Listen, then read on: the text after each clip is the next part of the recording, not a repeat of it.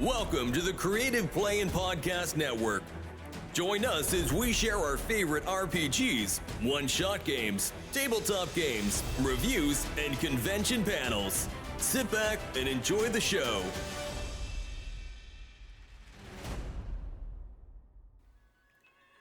Hi, this is Kelly, aka Trixie from Ragnarok and Roll, a Scion to Ragnarok story, and Tilda Wimblewick from D&D Journey of the 5th Edition. First off, I would just like to say thank you to everyone for listening to our varied adventures, as well as for rating us on iTunes and RPGpodcast.com. If you haven't rated us yet, we would greatly appreciate it if you could. And if you're looking for more ways to support our efforts, we are now on Patreon, a great site where you can help us continue making more podcasts, as well as some special surprises for our patrons. If you can, please look us up at www.patreon.com/cppn. Every little bit helps. And again, thank you for listening. Hey guys, Jim here with Creative Play and Podcast Network, and joining me today is a friend who's not been on in far too long, Debra from ParDen Us Gaming and the Everyverse RPG. Hey Deb. Hey there, how you doing?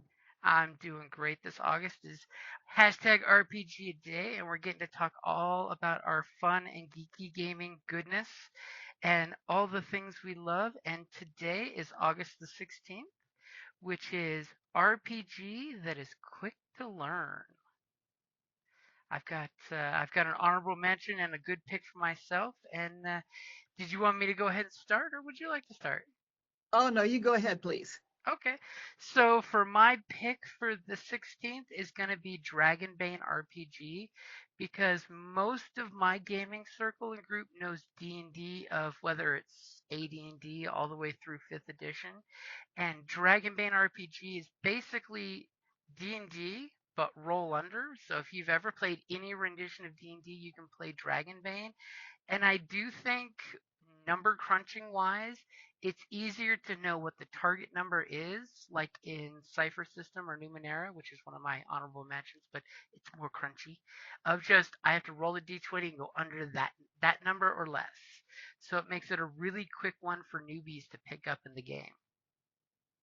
Because I know a lot of folks that are big number crunchers, but I know a lot of folks that are not number crunchers. So knowing what the number is you got to hit and rolling under, and knowing that a 1 is basically a crit success and a 20 is a crit fail, makes it as a really easy system to pick up.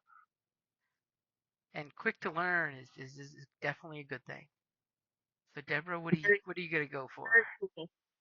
Well, mine would have to be a game that I'm putting out in my late husband's honor, Everyverse RPG. It's pretty quick to learn as well. We have one method. I'm sorry?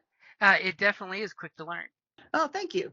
We have one method to resolve all actions where you have basically a statement of what the person is going to try to do, and then what skill they're going to apply, or character attribute they're going to apply. And then you roll 4d10 and look it up in a table, and that table gives you the score anywhere from 69 to 129. And if you roll also on that statement of what you're trying to do and what you're trying to resolve, you have modifiers as well. So all of that and the modifiers gives you a score, and you can then roll the 4d10. You roll under that, then you succeed at whatever you're trying to do. And it also has character attributes that are based on the bell curve, which is the IQ scale. 100 is the average for a population. And so we usually just have the game master set a quality score. That's the most encompassing score, and somewhere usually around 100 to 120, something like that. And then you can focus on mind or body and distribute that score down through different layers of the attributes. And you can shift up to 10 points between sets of scores. and so that you can focus more on the mind or on the body. It's an agnostic system, so you can play any scenario that you want. Oh yeah, it's fantastic for slotting in whatever story, genre, or setting you want. Boom, you go right into it with the source books that you've got. Covers every setting you can go for on it. But I do like the way the system has the specific or general. So that way, if you don't have the specific skill, you can go back to the general ability versus the actual drill down skill in case your character specializes in something, which is a great system. Yes, we do have skill cascades, like you mentioned. And so if you want to be a pilot, you can focus all the way down into, a specific type of aircraft if you want. Or if you just happen to run into a situation where you need to pilot an unfamiliar aircraft, then you can go back up levels and use the skill at a more general level. I remember in our playthrough that one time we tried to fly a helicopter with no skill. We tried, we did not succeed.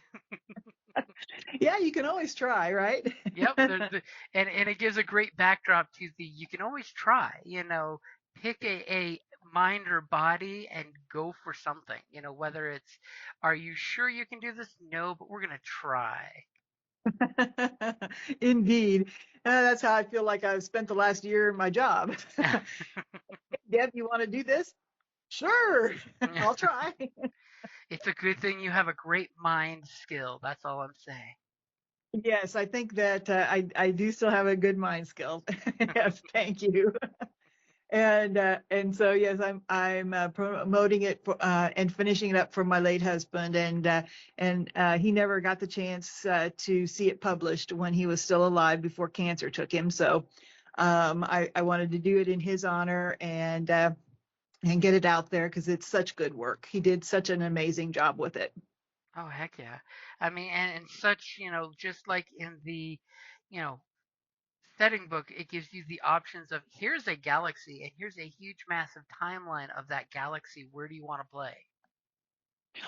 Yes, the future history. Yep. And so yes, it has some adventure ideas in there as well as a description of each of the eras, like cyberpunk, imperial era, and so forth. Hmm. And has an adventure like in the mid era, and then has one at the end of the era as a transition point into the next one.